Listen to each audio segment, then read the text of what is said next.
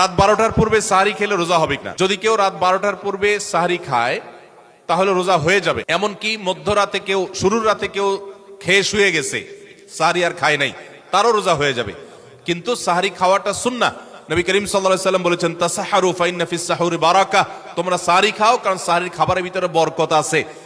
অনেক মুরব্বীরা আছেন দুপুর রাতে সাহরি খেয়ে ফেলে, গ্রামাঞ্চলে বিশেষ করে। এটা উচিত না। সাহরিটা শেষের দিকে খাওয়া সুন্নাত। সাহরি খাওয়া শেষ হবে আর ফজরের আজান, এই দুইটার মাঝখানে 50টা আয়াত তেলাওয়াতের মতো সময় থাকবে, এটা হলো সুন্নাহ।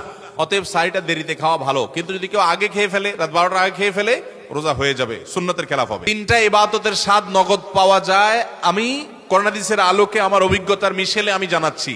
এর মধ্যে একটা হলো লম্বা সময় নিয়ে যদি সেজদা দিতে পারেন, বিশেষ করে তাহাজ্জুদে, দেখবেন এটার স্বাদ আপনি অনুভব করবেন।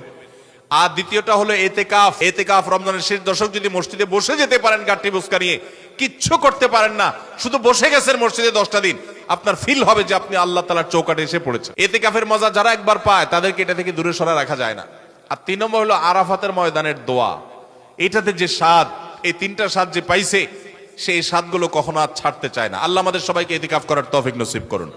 রমজানের শেষ দশকে ইতিকাফ করবেন, বেজর রাতগুলোতে বেশি বেশি ইবাদত করবেন, অন্য রাতগুলোতে ইবাদত বন্দি বেশি বেশি করবেন, কোরআন তেলাওয়াত বেশি বেশি করবেন, কারণ এই দশকে লাইলাতুল কদরে কোরআন নাজিল হয়েছে। আর নফল নামাজ, অন্যান্য দান সাদেকাও বেশি বেশি করে করবেন।